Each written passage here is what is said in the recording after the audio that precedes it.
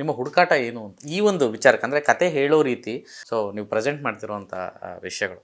ಮನುಷ್ಯತ್ವ ನನಗೆ ಯಾವಾಗಲೂ ದೊಡ್ಡ ವಿಷಯ, ಅದು ಭಾಳ ಇಂಪಾರ್ಟೆಂಟ್. ಪರಸ್ಪರ ಗೌರವ ಅದು ಭಾಳ ಇಂಪಾರ್ಟೆಂಟ್. ಕೃತಜ್ಞತೆ ಭಾಳ ಇಂಪಾರ್ಟೆಂಟ್. ಇದೆಲ್ಲ ಇಲ್ಲದೆ ಬದುಕು ನಡೆಸಿದ್ರೆ ಅದಕ್ಕೆ ವ್ಯಾಲ್ಯೂಸ್ ಇರೋಲ್ಲ ಅನಿಸುತ್ತೆ. ಇಲ್ಲಿಗೆ ಬಂದಿದ್ದೇನಕ್ಕೆ ಕೇಳಿದ್ರೆ ಯಾರನ್ನೂ ದ್ವೇಷಿಸೋಕ್ಕಲ್ಲ, ಸಾಧ್ಯ ಆದರೆ ಪ್ರೀತಿಸು ಅಂತ. ಅದನ್ನು ಹೇಳೋಕ್ಕೆ ಟ್ರೈ ಮಾಡೋದು. ಅದು ಒಂದು ಲವ್ ಆಗಿರಬಹುದು, ಅಥವಾ ಒಂದು ಸ್ನೇಹ ಆಗಿರ್ಬೋದು, ತಂದೆ ಮಗನ ಪ್ರೀತಿ ಆಗಿರ್ಬೋದು. ನಿಮಗೆಲ್ಲ ಕ್ಯಾರೆಕ್ಟ್ರಲ್ಲೂ ಆ ಥರದ್ದೆಲ್ಲ ಸಣ್ಣ ಸಣ್ಣ ಜಾಯಿಂಟಿಂಗ್ ಕಾಣಿಸುತ್ತೆ. ಸೊ ಮಿಸ್ಸಿಂಗ್ ಅಂತ ಇರ್ಬೋದು.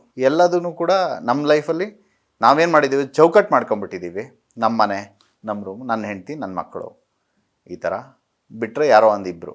ಇದನ್ನು ಎಕ್ಸ್ಪೆಕ್ಟ್ ಮಾಡುತ್ತೆ ಜನ. ನಾವು ಕೊಟ್ಟರೆ ಅವರು ಅದು ನಮ್ಗೆ ವಾಪಸ್ ಕೊಡ್ತಾರೆ.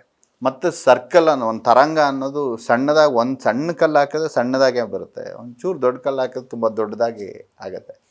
ಸೊ ನಾನು ಹೆಚ್ಚು ಆ ಥರ ದೊಡ್ಡ ದೊಡ್ಡ ತರಂಗ ಜೊತೆ ಇರೋಕ್ಕೆ ಇಷ್ಟಪಡ್ತೀನಿ. ಸೊ ಅದು ಈ ಕಥೆಗಳೆಲ್ಲ, ಅಥವಾ ನಾವು ಮುಂದೆ ಮಾಡೋ ಕಥೆಗಳಲ್ಲೂ ಕೂಡ ಆ ನೈಜತೆ ಮತ್ತು ಮಾನವೀಯತೆ, ಈ ಎಲ್ಲ ಅಂಶಗಳು ಇದ್ದರೆ ತುಂಬ ಚೆಂದ. ನಾನು ಯಾವಾಗಲೂ ಹುಡುಕಾಡೋದೇನು ಅಂತ ಕೇಳಿದ್ರೆ, ನನ್ನ ಕಥೆ ಹುಡುಕಾಡೋದಕ್ಕಿಂತ ಕಥೆ ಒಳಗಡೆ ಇರುವಂಥ ಸೂಕ್ಷ್ಮಗಳನ್ನು ಹುಡುಕಾಡೋದು ಜಾಸ್ತಿ.